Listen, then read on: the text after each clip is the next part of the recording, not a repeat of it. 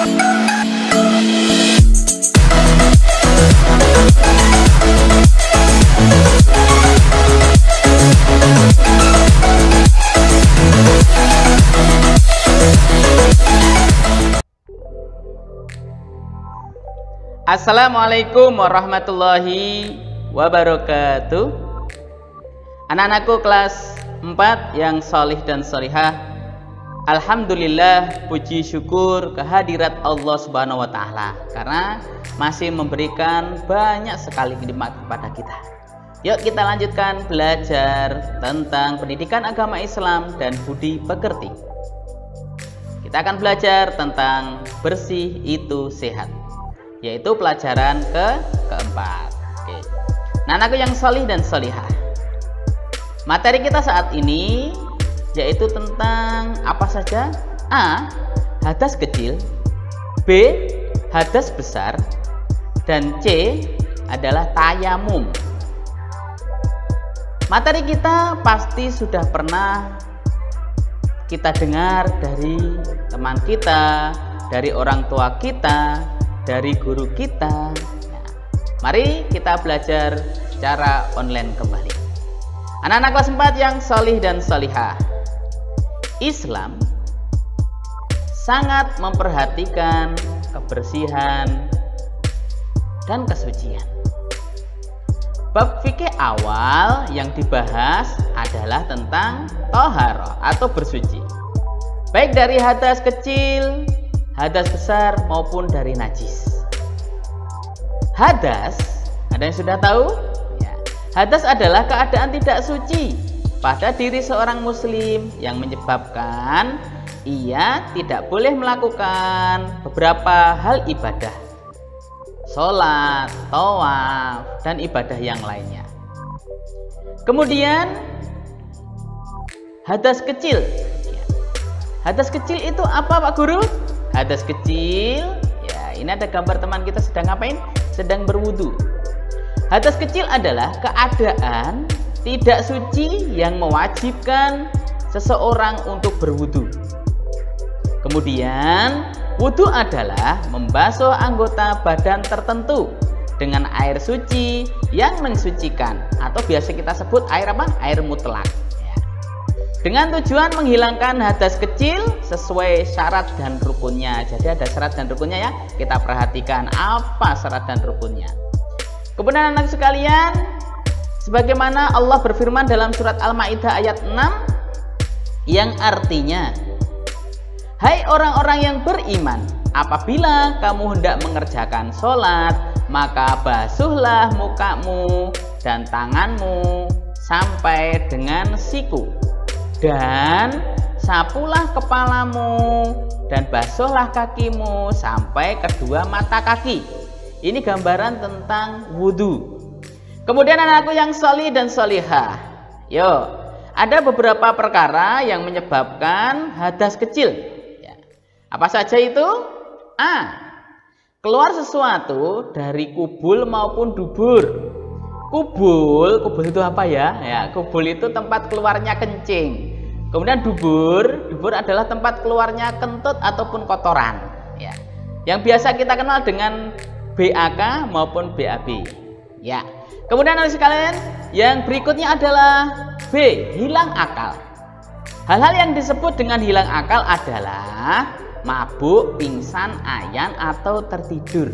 Ini masuk kepada hilang akal. Kemudian yang C, bersentuhan kulit antara laki-laki dan perempuan bukan mahram. Akan tetapi terkait bersentuhan kulit ini, sebagian ahli fikih ada yang berpendapat membatalkan, sebagian lain berpendapat tidak membatalkan. Kemudian yang D, memegang atau menyentuh kubul dan dubul dengan telapak tangan. Yang disentuh baik dubul atau dubur sendiri maupun punyanya orang lain, baik itu orang dewasa maupun anak-anak. Nah, itu menyebabkan hadas kecil. Kemudian anak sekalian, nih ada syarat sah wudu. Yang pertama beragama Islam. Yang kedua mumayyiz. Mumayyiz itu apa Pak Guru? Mumayyiz adalah anak yang sudah bisa membedakan benar dan salah. Kemudian yang ketiga, memakai air yang suci dan mensucikan. Kemudian yang keempat adalah tidak ada yang menghalangi air sampai ke kulit kita. Jadi kalau ada cat harus kita bersihkan ketika cat itu di kulit kita. Kemudian kita lanjutkan. Ini dia, masih gambar tentang anak-anak berwudu. Rukun wudu. Rukun wudu ada 6. Pertama, niat, boleh dilafalkan, boleh di dalam hati. Kedua, membasuh muka. Ya, ini dia, mana muka? Ya, membasuh muka. Kemudian yang ketiga, membasuh kedua tangan sampai siku. Ingat ya, sampai siku. Kemudian yang keempat, mengusap rambut atau sebagiannya. Yang kelima, membasuh kaki sampai mata kaki.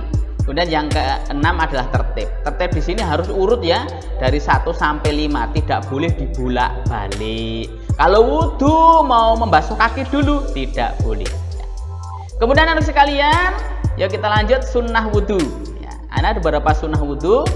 Di antaranya 1. Membaca 2 kalimat syahadat ketika wudhu. 2. Membaca ta'awudz dan basmalah. 3. Berkumur-kumur. 4. Bersiwak. 5. Membersihkan lubang hidung. Keenam, menyapu seluruh kepala. Ketujuh, membersihkan sela-sela jari tangan dan kaki. Kedelapan, mendahulukan yang kanan. Kesembilan, membasuh anggota wudhu 3 kali. Kemudian ke-10, mengusap kedua telinga bagian luar dan dalam. Dan yang ke-11, membaca doa sesudah wudhu. Insya Allah sudah hafal ya. Di kelas sebelumnya sudah pernah kita hafalkan. Nah, anakku yang solih dan solihah, ada hal-hal yang terlarang bagi orang yang berhadas kecil. Apa aja Pak Guru?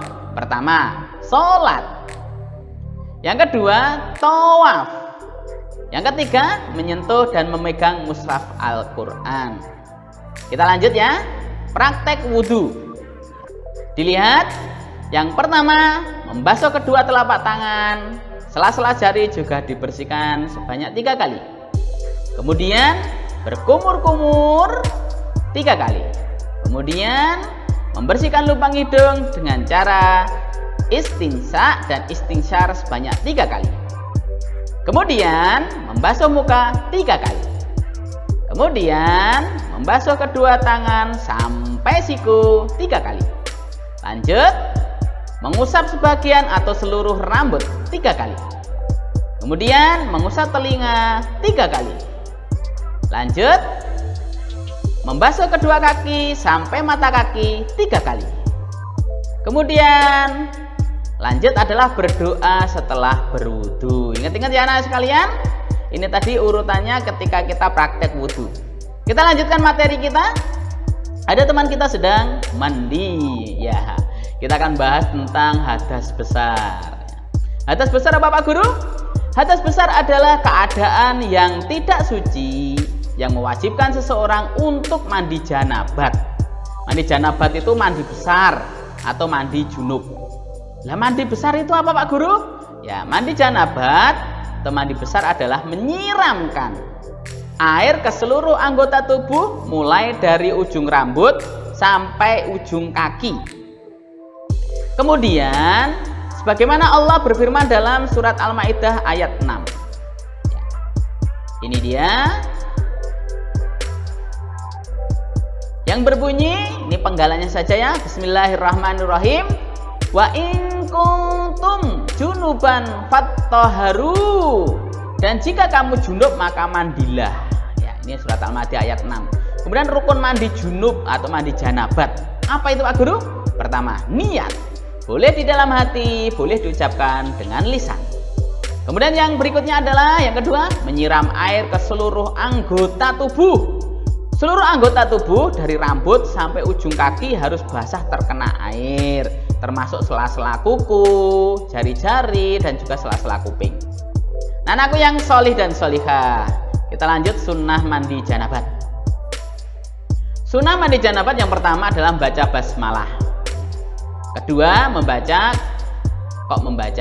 kedua telapak tangan. Maaf ya, sampai keliru. Oke, yang ketiga adalah